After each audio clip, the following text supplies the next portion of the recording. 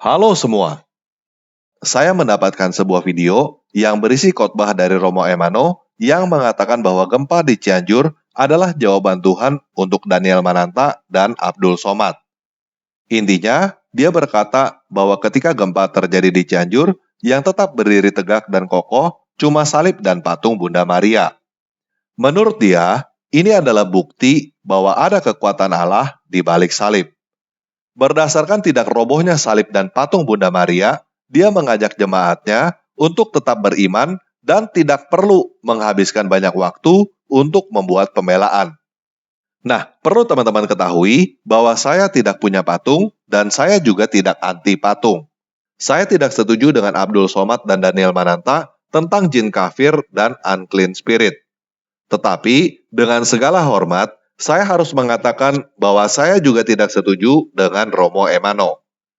Menurut saya, ada banyak sekali masalah di dalam khotbah Romo Emano ini yang sangat bermasalah. Tetapi, pada video ini, saya hanya mau fokus kepada perkataan Romo Emano yang barusan saya kutip.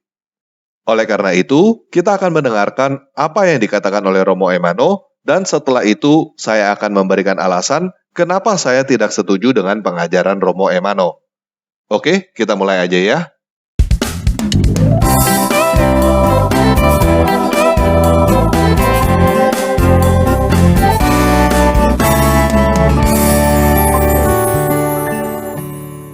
Bahkan dalam Injil pada hari ini, Yesus meminta supaya ketika ada gejolak dan persoalan hidup, justru kita pakai kesempatan itu untuk bersaksi bahwa kita punya Tuhan yang benar, kita punya Tuhan yang hebat, kita punya Tuhan yang mampu mengalahkan segala macam bentuk gejolak dengan cara Tuhan sendiri. Ketika kamu diperguncingkan atau dibenci oleh karena namaku dan ada banyak orang mempersoalkan kamu, paling penting teguhkan hatimu. Jangan dulu berpikir tentang pembelaan. Nanti Tuhan yang akan berbicara bagaimana ia membela. Akhir-akhir ini hal yang sangat viral terkait dengan iman kita adalah ketika Daniel Mananta, seorang Katolik, dia tidak tahu sekarang, katanya mualaf, itu berbicara tentang ada yang namanya unclean spirit, itu dia istilahkan begitu. Itu seperti roh jahat yang ada di balik patung-patung dan salib. Dan ia kemudian setuju dengan apa yang dikatakan oleh Ustadz Somad, bahwa ada jin kafir di balik salib atau patung-patung yang ada. Kemudian ada banyak usaha dari orang Katolik untuk membela tentang apa sebenarnya yang membuat gereja Katolik tetap memakai patung, baik itu salib maupun Bunda Maria. Nanti bisa lihat di medsos. Tapi saya rasa apapun bentuk pembelaan itu biasa, tetapi biarkan Tuhan yang membela diri. Dan menurut saya, ketika ada gempa di Cianjur dan bahwa di tengah hal-hal lain itu rusak, yang tetap berdiri tegak dan kokoh cumalah salib dan patung Bunda Maria. Maka sebenarnya saya ingin memberikan judul khotbah hari ini dengan gempa di Cianjur adalah jawaban Tuhan untuk Daniel Mananta dan Ustadz Somad. Tidak perlu kita berpikir untuk merangkai kata-kata untuk membela, karena namanya ketika orang sudah tidak suka dan membenci, apapun bentuk pembelaan kita tidak ada yang benar. Tapi kita perlu percaya dengan kata-kata pemazmur dalam referen mazmur yang telah kita baca. Besar dan ajaiblah segala karyamu, ya Tuhan Allah yang Maha Kuasa. Besar dan ajaiblah segala karyamu, ya Tuhan Allah yang Maha Kuasa. Dan itulah yang Tuhan mau tunjukkan ketika ada gempa di Cianjur. Dan gereja itu namanya Gereja Santo Petrus, sama dengan kita punya Gereja Santo Petrus Cianjur. Itu berantakan semua, atapnya, temboknya, dan macam-macam. Tapi yang tetap berdiri kokoh dan tak tercoret sedikit pun adalah salib Yesus dan patung Bunda Maria. Persis dua hal yang dikhianati oleh Daniel Mananta dan Ustadz Somad. Sekarang yang lagi viral itu. Saya merenungkan dan memaknai bahwa inilah jawaban Tuhan. Karena kalau tidak ada kekuatan Allah di balik salib dan patung, kenapa gempa yang begitu hebat kemudian tidak merobohkan? Dan dulu ketika ada gempa bumi di Sulawesi juga, lagi-lagi yang tetap aman itu patung Bunda Maria dan salib. Jadi untuk kita orang yang percaya bahwa di balik salib dan patung ada Allah yang tampak, itu memang benar dan itu menurut pengakuan iman kita. Untuk orang yang tidak beriman Katolik pasti tidak bisa menerima. Ingat, Daniel Mananta orang Katolik. Dan dulu beberapa saat lalu saya pernah bercerita tentang beliau ketika mewawancarai Susi Susanti yang waktu itu ikut turnamen di Prancis, tetapi Susi mengalah untuk tidak menang ke 18 besar hanya karena mau pergi ke patung di Lourdes. Dan dia bangga bercerita tentang itu, bahwa ketika Susi Susanti sudah pergi ke Lourdes dan meninggalkan untuk tidak mau juara demi ke patung Lourdes, justru setelah itu dia panen banyak prestasi, sehingga yang pertama dia dapat Olimpiade di Barcelona karena pergi ke patung Bunda Maria. Tapi entah karena apa, mungkin karena terlalu laris dan sudah berlevel selebriti dan dia punya konten juga sudah banyak subscribernya, lalu tiba-tiba dia berulah dengan yang terakhir. Tapi untuk kita ini baik, untuk makin meneguhkan iman kita, dan kita tidak perlu terlalu menghabiskan banyak waktu untuk membuat pembelaan. Karena secara psikologis ketika kita membuat banyak pembelaan, itu namanya menciptakan tameng agar kita membenarkan diri. Tapi biarkan Tuhan berbicara. Itulah kekuatan iman kita, membiarkan Tuhan berbicara. Dan menurut saya saat ini ketika ada gempa bumi di Cianjur, Tuhan mau berbicara kepada kita, kepada Daniel Mananta, kepada Ustadz Somad, bahwa ini loh, bahwa di balik salib dan patung Bunda Maria ada kekuatan ilahi yang bekerja. Buktinya gempa tidak merobohkan dan mengganggu sama sekali. Nah, saya mau mulai dari perkataan Romo Emano bahwa kita tidak perlu terlalu menghabiskan banyak waktu untuk membuat pembelaan, karena secara psikologis ketika kita membuat banyak pembelaan, itu namanya menciptakan tameng agar kita membenarkan diri. Yang pertama, saya setuju bahwa kita punya Tuhan hebat yang tidak butuh pembelaan kita. Dia mampu menjawab dan membela dirinya sendiri. Bahkan, kita yang butuh dibela oleh Dia dengan cara Dia yang ajaib dan di luar pemahaman kita. Tetapi, apakah berarti kita harus diam aja jika ada yang salah paham dengan iman kita? Kita biarin Tuhan yang jawab, walaupun sebenarnya kita bisa jawab gitu? Jadi, yang pertama saya tidak setuju dari perkataan Romo Emano adalah jangan dulu berpikir tentang pembelaan. Nanti Tuhan yang akan berbicara bagaimana Dia membela. Bagi saya, ini adalah perkataan keliru yang mengajarkan orang untuk malas berpikir dan bekerja. Tidak ada bedanya dengan perkataan jangan dulu berpikir tentang belajar. Nanti Tuhan yang akan memberikan kepandaian. Jangan dulu berpikir tentang bekerja. Nanti Tuhan yang akan memberkati. Jangan dulu berpikir tentang pergi ke dokter. Nanti Tuhan yang akan menyembuhkan. Kalau kamu mengira bahwa kita belajar, bekerja, pergi ke dokter, dan lain sebagainya, berarti kita tidak percaya bahwa Tuhan akan memberikan kepandaian, berkat, kesembuhan, dan lainnya, kamu keliru. Justru karena kita percaya bahwa Tuhan akan memberikan kepandaian, berkat, dan kesembuhan, makanya kita belajar, bekerja, dan pergi ke dokter. Perkataan Romo Emano ini juga seperti jika ada orang yang membutuhkan di depan kita bukannya berpikir untuk membantu, tetapi malah diam aja menunggu Tuhan yang membantu orang itu. Memang benar Tuhan bisa membantu dengan segala macam cara yang di luar nalar kita. Tetapi seharusnya kita membiarkan Tuhan membantu melalui kita. Karena kalau Tuhan tidak membantu melalui kita, Tuhan akan membantu melalui jalur yang lain. Dan artinya kita adalah orang yang tidak berguna. Begitu juga kita percaya bahwa Tuhan yang akan berbicara dan membela dirinya sendiri. Tetapi bukan berarti kita harus diam aja. Justru kita harus membiarkan Tuhan berbicara dan membela dirinya sendiri melalui kita dulu. Kalau kita sudah tidak mampu, nanti Tuhan yang akan bekerja dengan caranya yang ajaib. Tetapi kita sudah bekerja semampu kita. Bukannya dari awal kita gak usah pikir apa-apa, diam aja, nungguin Tuhan yang bekerja sendirian.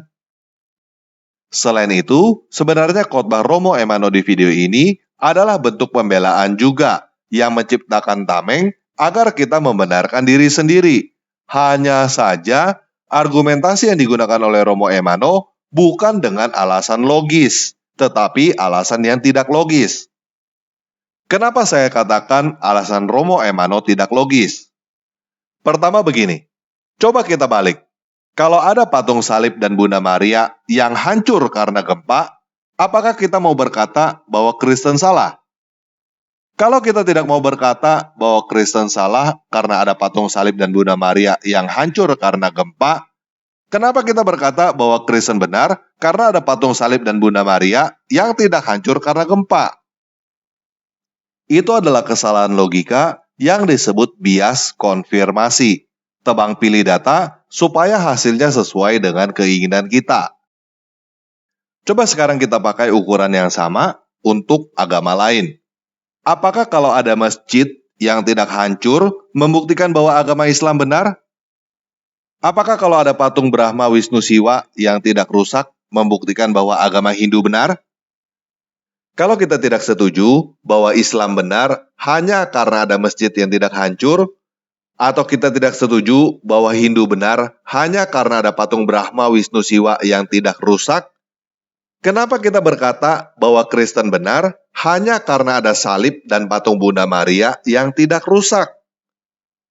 Bukankah itu namanya standar ganda? Atau apakah kita mau berkata bahwa semua agama benar karena ada salib dan patung Bunda Maria yang tidak rusak, ada patung Brahma Wisnu Siwa yang tidak rusak, dan ada masjid yang tidak hancur? Jadi makin ngawur kan? Lagi pula, gempa di Cianjur kemarin 5,6 skala Richter. Di Jepang, gempanya lebih sering dan skalanya lebih besar. Tetapi, banyak gedung tinggi di Jepang yang tetap berdiri kokoh tanpa tercoret sedikit pun. Patung di Jepang yang tidak rusak karena gempa juga banyak banget. Apakah karena ada kekuatan Allah pada gedung-gedung dan patung-patung yang ada di Jepang itu? Bukan. Maaf ya, saya bukan bermaksud untuk berkata bahwa Tuhan tidak menjaga. Tetapi, gedung-gedung itu tidak roboh akibat gempa karena gedung-gedung itu memang sudah dirancang untuk tahan gempa oleh manusia. Apakah saya sombong atau mau berkata bahwa gedung-gedung itu tidak bisa dihancurkan oleh Tuhan? Enggak. Saya cuma mau berkata bahwa ada bedanya antara orang beriman dengan orang bodoh. Yesus sendiri mengajarkan bahwa orang bijak mendirikan rumah di atas batu. Maka ketika hujan badai datang, rumah itu tidak hancur. Dan orang bodoh mendirikan rumah di atas pasir. Maka ketika hujan badai datang, rumah itu hancur. Yesus tidak mengajarkan bahwa rumah yang tidak hancur ketika hujan badai datang karena ada kekuatan Allah di balik rumah itu. Orang yang mendirikan rumah di atas pasir lalu percaya buta bahwa Tuhan akan menjaga, itu bukan orang beriman, tetapi orang bodoh. Sampai di sini jelas gak? Jadi, apakah salib dan patung Bunda Maria tidak rusak karena gempa membuktikan ada kekuatan Allah? Sama sekali tidak. Itu hanya membuktikan bahwa yang bikin salib dan patung Bunda Maria lebih cerdas daripada yang bikin bangunan lain. Begitu juga, jika ada masjid yang tidak hancur, tidak membuktikan bahwa Islam benar. Dan jika ada patung Brahma Wisnu Siwa yang tidak rusak, tidak membuktikan bahwa Hindu benar. Itu hanya membuktikan bahwa yang bikin masjid dan patung Brahma Wisnu Siwa lebih cerdas daripada yang bikin bangunan lain. Kalau bukan kekuatan Allah, kekuatan apa yang membuat benda-benda itu tidak rusak? Itu namanya kekuatan material. Kalau kamu belajar teknik material, kamu akan belajar ada yang namanya kekuatan tarik, kekuatan tekan, dan kekuatan geser. Selain itu, kamu akan menemukan bahwa tidak ada kekuatan Allah di dalam material. Begini, jika segala sesuatu yang tidak kamu ketahui, dengan gampangnya kamu berkata karena Tuhan atau setan, kamu adalah orang primitif yang bodoh. Kenapa ada petir? Oh, karena ada Tuhan. Kata ibu guru, karena ada perbedaan potensi listrik antara langit dengan bumi. Oh, ibu guru itu setan yang menyesatkan. Kita beragama bukan untuk menjadi orang primitif yang cuma punya jawaban hanya Allah yang tahu untuk segala pertanyaan. Yang terakhir, tidak ada hubungannya antara gempa Cianjur dengan Daniel Mananta dan Abdul Somad. Jika Tuhan mau menjawab Daniel Mananta dan Abdul Somad, Tuhan bisa menghancurkan rumah Daniel Mananta dan Abdul Somad. Mungkin masih lebih nyambung kalau berkata gempa Cianjur karena di situ adalah tempat kawin kontrak orang Arab. Jadi, sekali lagi, saya harus berkata bahwa argumentasi Romo Emano sangat bermasalah. Saya membuat video ini bukan untuk menyerang Katolik atau Romo Emano, tetapi supaya kita tidak beriman atas dasar argumentasi tahayul dan mengada-ngada. Umat tetangga harus percaya bahwa kitab sucinya turun gedebuk dari langit, walaupun kenyataannya hanya buatan manusia. Umat tetangga harus percaya bahwa nabinya adalah manusia yang berakhlak paling mulia, walaupun kenyataannya adalah bandit yang tidak bermoral. Bagi saya, itu bukan beriman, tetapi buta, bodoh, dan bebal. Mereka harus menggunakan argumentasi tahayul dan mengada-ngada, seperti kucing tidak melangkah di atas kitab suci, dan lain sebagainya. Karena mereka tidak punya argumentasi yang lebih baik. Semua yang mereka percaya itu adalah kebohongan. Argumentasi tahayul dan mengada-ngada cocok untuk orang-orang bodoh yang mau menjadi lebih bodoh lagi. Kita beragama bukan supaya kita menjadi bodoh. Dan kita Kristen tidak butuh argumentasi tahayul dan mengada-ngada. Itu sebabnya saya harus membantah argumentasi Romo Emano.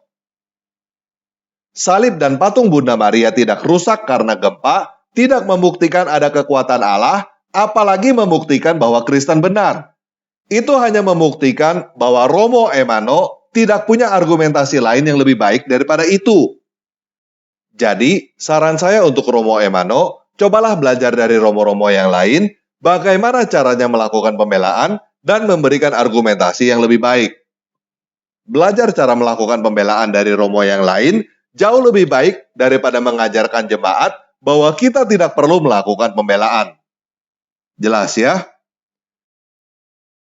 Nah, buat teman-teman yang lain, coba bayangin. Ada yang mengajarkan bahwa malaikat tidak berani masuk ke rumah yang ada patungnya karena di dalam patung itu ada jin. Masa malaikat takut kepada jin? Itu malaikatnya yang bego atau manusia yang percaya yang bego?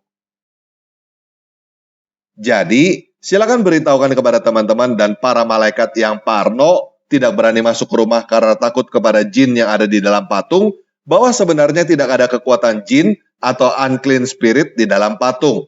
Dan juga tidak ada kekuatan Allah di dalam patung. Yang ada adalah kekuatan tarik, kekuatan tekan, dan kekuatan geser di dalam material patung itu. Patung hanyalah patung, hanya karya seni. Oke, sekian video kali ini. Yesus Kristus penguasa kita memberkati.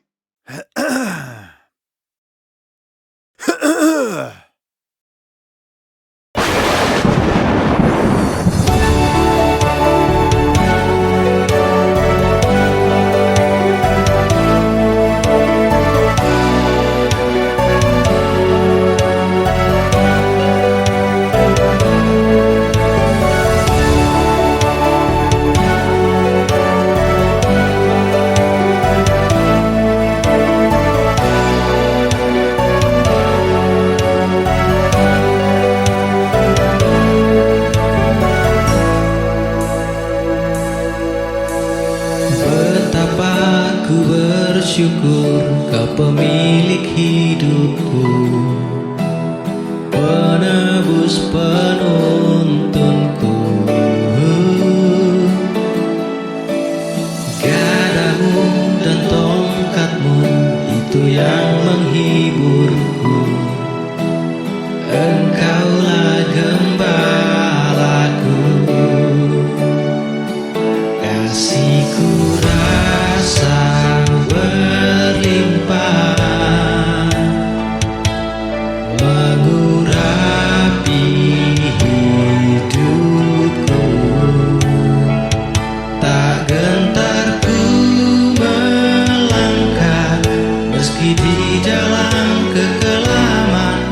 Kau hebatku, kau kuatku, kau Bapakku.